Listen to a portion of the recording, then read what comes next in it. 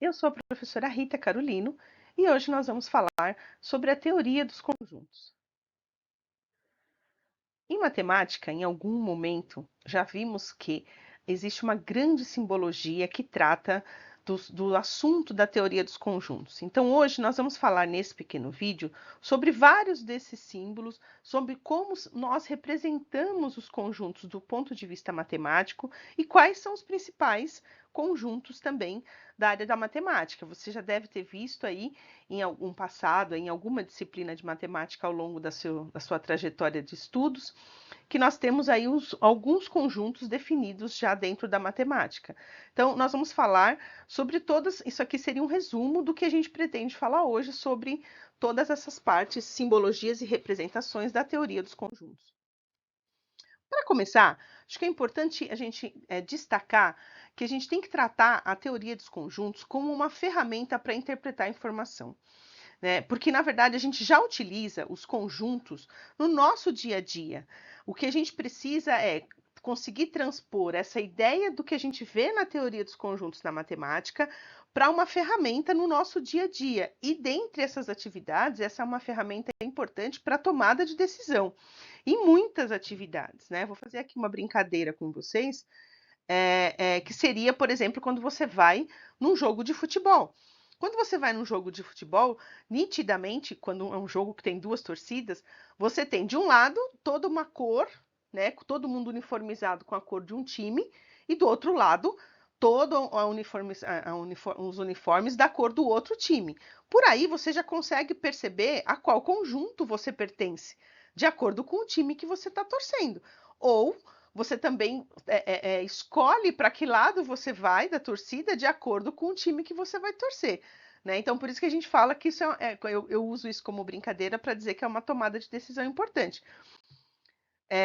E assim como no caso do jogo de futebol, da a camisa do time que representa, né, intuitivamente ou que, figurativamente uma ideia de conjunto, a gente tem outros exemplos que a gente pode categorizar aqui de exemplos de conjunto. Por exemplo, pessoas com renda abaixo da linha da pobreza. A partir do momento que eu faço um levantamento sobre a renda das pessoas e que eu tenho definido qual é a linha que é considerada, seja lá por qual órgão for, se é pela ONU, se é pela OMS, se eu tenho uma linha que é considerada a linha da pobreza, quem estiver com a renda abaixo dessa linha, significa que pertence ao conjunto das pessoas que estão abaixo da linha da pobreza.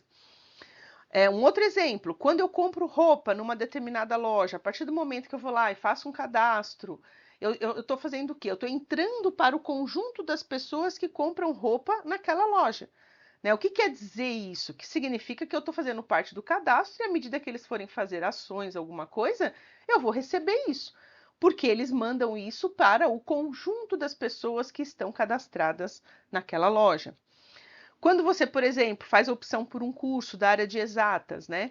Então você tá lá, você sabe quais são os cursos da área de exata, quais são os cursos da área de humanas. Então, na verdade, é como se você tivesse conjuntos dentro de cada uma das áreas com seus respectivos cursos. E aí o exemplo mais comum, que é o que a gente aprende normalmente na matemática, né?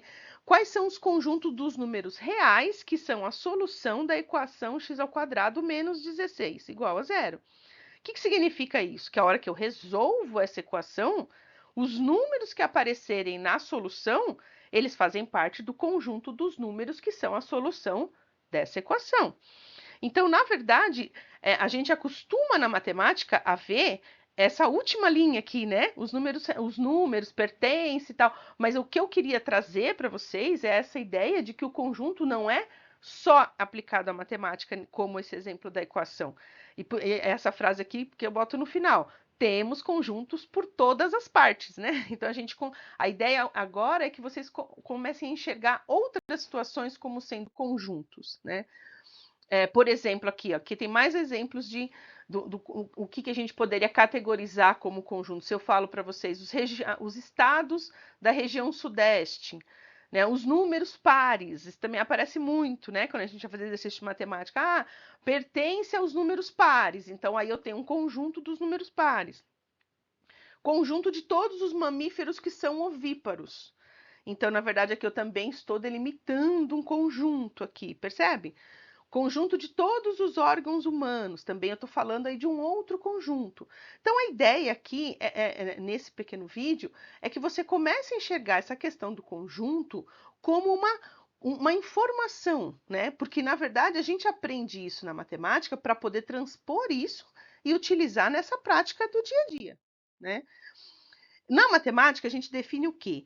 Que um conjunto, ele é representado aí por uma letra maiúscula do alfabeto. Então, por exemplo, se eu falo para você, C vai ser igual ao conjunto dos cursos da área de ciências exatas. Então, significa o quê? Que se eu for listar esses conjuntos, o conjunto C teria lá dentro, vamos supor, engenharia civil, economia, é, é, matemática, estatística, informática. Então, eu estaria listando ali alguns cursos que estão na área das ciências exatas, por exemplo, né? Aqui uma outra aplicação seria esse daqui, um conjunto dos meses do vencimento dos licenciamentos de veículo no estado do Mato Grosso. Então, por exemplo, cada estado tem a sua tabela de licenciamento, né? Mas aqui está indicando o quê? Que o conjunto seria os meses março, abril, maio, junho, julho, agosto até outubro. Então, significa que nesses meses eu teria veículos cujo licenciamento vence dentro desses períodos, né? Dentro desses meses.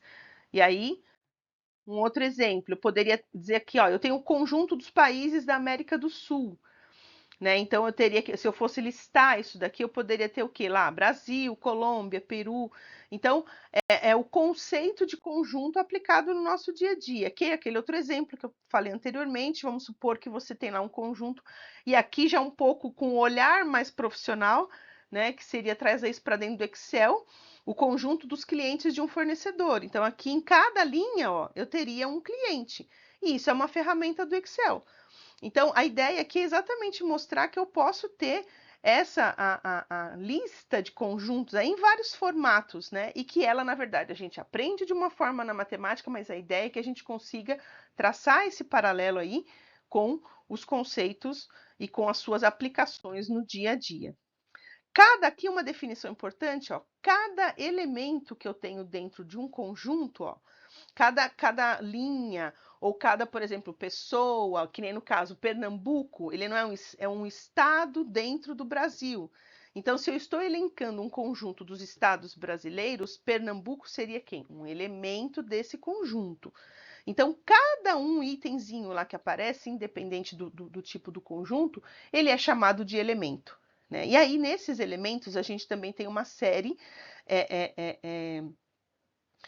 de simbologias que a gente utiliza para poder trabalhar ou especificamente do conjunto ou dos elementos que estão dentro desse conjunto. Um deles, e um dos mais conhecidos, é o pertence, né? Então a gente aprende, por exemplo, que se eu estou trabalhando lá com o conjunto dos estados brasileiros, eu posso afirmar que Pernambuco pertence ao conjunto dos estados brasileiros, porque ele é um estado que está dentro do Brasil. E aí a gente vê esses dois símbolos aí, que é o pertence, que é esse ezinho, e o não pertence, que é o ezinho cortado, né? Então aqui a gente já traz aí dois conceitos e dois símbolos daqueles que a gente falou no início, né? O conjunto vazio também, né? Eu posso ter lá, por exemplo, se eu falar, eu quero saber qual o conjunto dos estados do Brasil que começam com a letra Z, né? Não tem nenhum que eu lembre conjunto, estado no Brasil que comece com a letra Z. A gente tem lá Amazonas, Acre, vai indo, né, Rio Grande e tal, mas não tem nenhum com Z. Né? Então, o que significa? Que se eu fosse pedir para você fazer esse levantamento de qual conjunto dos estados do Brasil que começam com a letra Z, eu teria o quê? Um conjunto vazio. E aí a simbologia dele é qual? Ou as duas chaves sem nada dentro, ou essa bolinha cortada. Né? Então, também é um conceito que a gente usa bastante dentro de conjuntos. Um outro conceito é o conjunto universo, né? Que ele é representado por todos os elementos daquele contexto que a gente está trabalhando. Né? Então, ele também é muito ele é muito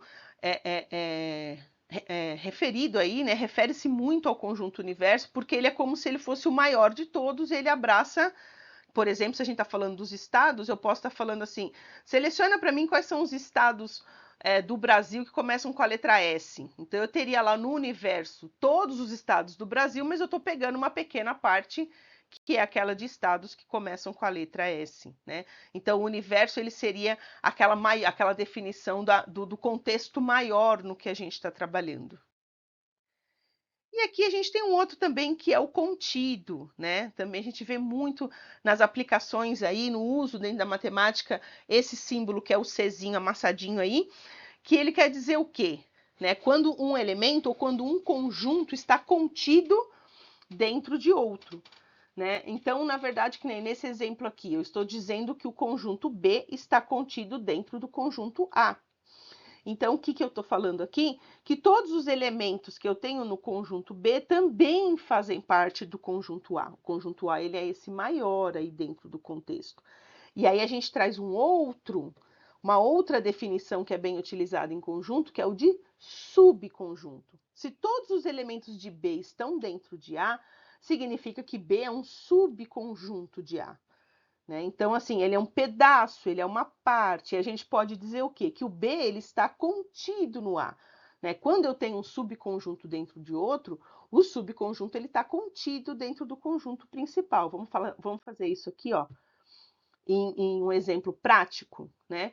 Se eu tenho lá o João, né, e eu quero saber para qual conjunto ele pertence, se é o de crianças sedentárias ou de crianças ativas, ele está fazendo natação, então ele pertence ao conjunto das crianças ativas. Aí eu posso afirmar o quê? Que dentro do conjunto das crianças ativas eu não teria só quem faz natação. Eu teria, por exemplo, quem faz natação, quem faz futebol. Então é como se eu estivesse criando subconjuntos dentro do conjunto maior das crianças ativas. Então isso no dia a dia, isso na vida real, é uma coisa que acontece muito, né? Você geralmente tem um conjunto maior e você tem subconjuntos dentro dele, né? Aí a gente falando um pouquinho das definições e das notações matemáticas, a gente geralmente define em matemática a visão de conjuntos dentro de chaves, né? De duas chaves. Você abre e fecha as duas chaves, e como a gente falou lá anteriormente, geralmente a letra do que define o conjunto é uma letra maiúscula, né? Então, nesse exemplo aqui, ó, se eu tenho lá o conjunto A, que tem lá os seus elementos, né? 0, 1, 2, 3, 4, 5, eu também posso descrever, e aí é uma coisa que é bem importante a gente destacar, ele aparece muito assim. Se eu falo para você que o x ele é menor do que o 6, eu estou falando, e se eu estou falando que esse x pertence ao conjunto dos números naturais, aí a gente vai falar o quê? Quem são os números naturais? Né? Lembra que lá no primeiro slide eu falei? A gente vê em matemática que você tem letrinhas que definem os tipos de conjunto. Então, você tem o dos naturais, você tem os inteiros, você tem os reais, você tem os racionais. Cada letra aí define um conjunto já notado, né, ou seja, definido pela própria matemática. E o conjunto dos números naturais são os números inteiros positivos. Então, se eu estou falando que o x é menor do que 6, é porque eu estou falando que o A é igual a 0, 1, 2, 3, 4, 5. Então, o que eu quero dizer? Que nessas duas linhas aqui, eu estou falando a mesma coisa. Né? Quando eu falo lá em cima, eu abro chaves e coloco os números, ou embaixo, quando eu defino por uma propriedade, nesse caso aqui, eu estou falando a mesma coisa. E por fim, a gente tem a representação geométrica. Na representação geométrica, que também a gente aprende bastante isso quando faz as bolinhas e quando cruza as bolinhas, todo mundo vê muito isso na parte de conjuntos, é quando a gente usa o diagrama de Venn. Né? E aí a gente representa o quê? Né? Cada figura dessa tem dentro quais são os elementos do seu conjunto, e aí a gente também consegue representar a intersecção, a união, por meio da própria simbologia, das próprias figuras geométricas. Hein? Um exemplo aqui seria isso. Se eu tenho três conjuntos, o A, B e o C, e eu tenho elementos que são comuns ao A e ao B, ali no meio eu tenho a intersecção entre eles. Se eu tenho elementos que são comuns em o A e o C, eu também vou ter no meio o que está comum aos dois. Então, é importante perceber que na representação geométrica também a gente consegue mostrar quem está nos dois ao mesmo tempo e quem está individualmente em cada um dos conjuntos. Espero que tenha dado para dar uma ideia para vocês sobre a teoria dos conjuntos e nos próximos vídeos a gente vai discutindo outros assuntos. Obrigada e até a próxima.